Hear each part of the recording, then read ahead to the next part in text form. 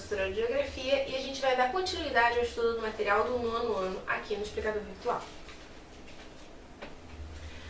A matéria é Introdução dos Estudos Demográficos, Transição Demográfica. A gente já viu algumas características de estudos demográficos, né, que são estudos de população, e a gente vai focalizar no estudo demográfico, nas transições demográficas.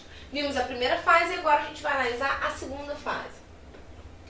Bom, como é que a gente entende a primeira fase e a segunda fase? Primeira coisa, a gente pode observar que na primeira fase a gente tem como característica a alta taxa de natalidade e a alta taxa de mortalidade. A alta taxa de natalidade ela é atribuída, entre outras coisas, pelo fato de que você tem um modo de vida rural, né, que você tem ainda a cultura de ter muitos filhos e você tem uma dificuldade ou a ausência ou a falta de acesso a métodos contraceptivos. E no caso da mortalidade você tem ou a inexistência, né, de medicamentos avançados para conter doenças, ou a inexistência de saneamento básico, ou a falta de acesso dessas questões. Então, saneamento básico e medicamentos. Por que eu falei ou inexistência ou falta de acesso? Porque quando eu estou olhando transição demográfica, uma coisa muito importante, que tem que ficar muito claro para o aluno não necessariamente a transição demográfica ela tem uma data. Quando você vai olhar a Revolução Industrial, eu tenho datas. Eu tenho a primeira, a segunda, a terceira. Então é comum que o aluno faça a mesma confusão. Ele acredite que, como ele tem que datar a primeira, a segunda, a terceira Revolução Industrial, que ele também tem que datar a primeira fase da transição demográfica, a segunda fase da transição demográfica e a terceira fase. Isso não pode ser feito, porque a transição demográfica é um comportamento de taxas, não é um evento histórico. Então ele pode acontecer nos países de forma diferente, em tempos diferentes. Você pode ter um país na América do Norte que esteja na terceira fase da transição demográfica, enquanto que se você for olhar para um país na América Central, ele vai estar na primeira fase. Então, não necessariamente eu vou observar que existe um período histórico. O que vai ser importante nessa relação é como essas taxas se comportam e eu tenho que fazer uma análise do porquê que essas taxas se comportam de outra forma. Para a gente ter uma ideia de como essa transição, e é importante que também o aluno possa produzir um gráfico utilizando essas informações, para a gente possa ter uma ideia de como essas taxas vão se comportar, a gente vai olhar aqui especificamente e formar um gráfico. Então, como todos os gráficos, eu tenho aqui duas linhas, né? E eu vou avaliar o crescimento da população através disso. Então, a primeira fase da transição demográfica, ela é marcada por uma alta taxa de natalidade. E a segunda vai manter esse mesmo padrão. E agora, quando a gente vai olhar, e aí isso é a grande transformação, quando a gente vai olhar a taxa de mortalidade, a gente vê uma alteração. Então, a primeira fase, alta taxa de natalidade. Segunda fase, alta taxa de natalidade também.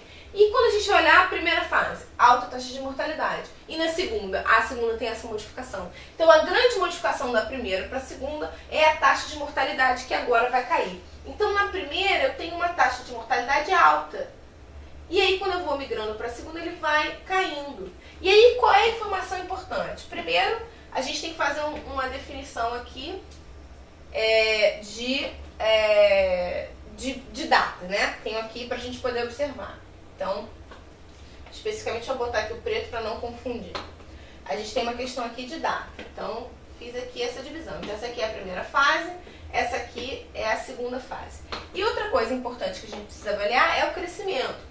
Essa linha verde que eu estou fazendo aqui representa o crescimento vegetativo, que é aquela relação entre taxa de natalidade e taxa de mortalidade. E essa linha bem maior aqui é o crescimento vegetativo nessa segunda fase. Então, uma grande característica desse momento é que eu tenho uma explosão demográfica, ou seja, um crescimento muito grande da população. Porque se a minha taxa de natalidade ela se mantém alta e a minha taxa de mortalidade ela cai, o que vai acontecer? A população vai crescer muito mais rápido. Então isso é uma característica desse momento. É como se eu tivesse uma cidade e essa cidade normalmente nascem, sei lá, 100 crianças e morrem 80 adultos. Você tem aí uma taxa de crescimento lento, né? Tem aí um saldo de 20 pessoas, 20 indivíduos em média por ano. Digamos que seja essa cidade imaginária tem essa relação.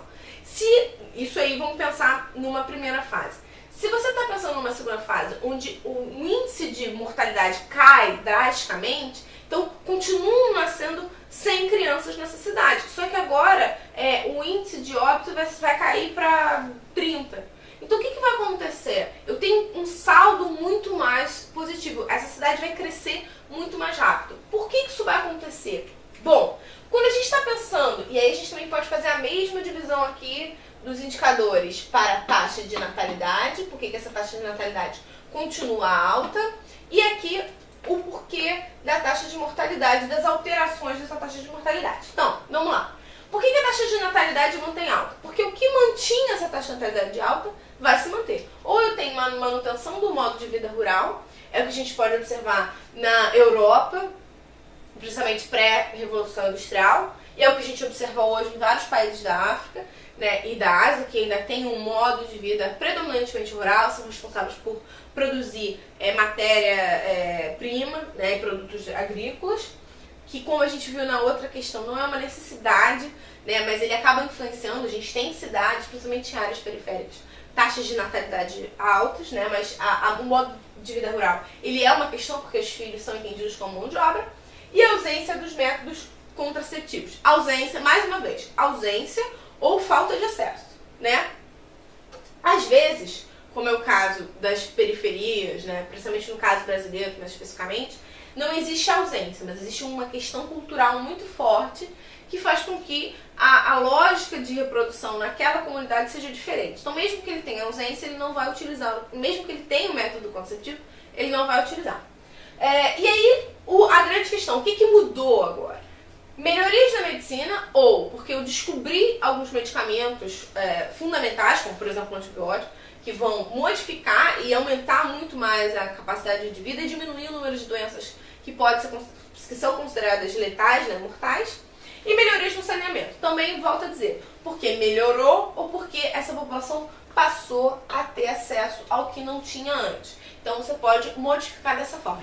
O que a gente vai ver é, eu posso melhorar a condição de vida e eu vou aumentar a expectativa de vida e com isso eu vou aumentar também o tamanho da população. Essa pirâmide, a gente viu na primeira que era uma pirâmide perfeita, né, com uma taxa menor. Nesse momento, a pirâmide ela vai começar a mudar. Eu vou começar a diminuir o número de população jovem. Então eu vou começar a mudar a alteração da pirâmide até chegar à terceira fase, que vai ter uma mudança mais extrema, que a gente vai ver com mais calma mais pra frente. Mas é importante entender que a grande modificação nesse período é a taxa de mortalidade mais baixa, né, e que vai acabar gerando um crescimento da população. Todos os países que passam pela segunda fase da transição vão apresentar uma explosão demográfica. O Brasil viveu isso principalmente a partir da década de 50, a Europa viveu bem antes, né, e alguns países na África e na Ásia estão vivendo agora. Então, um crescimento muito acelerado da população. Depois isso vai mudar porque tem algumas outras alterações. Eu espero que tenha ficado claro. Tchau!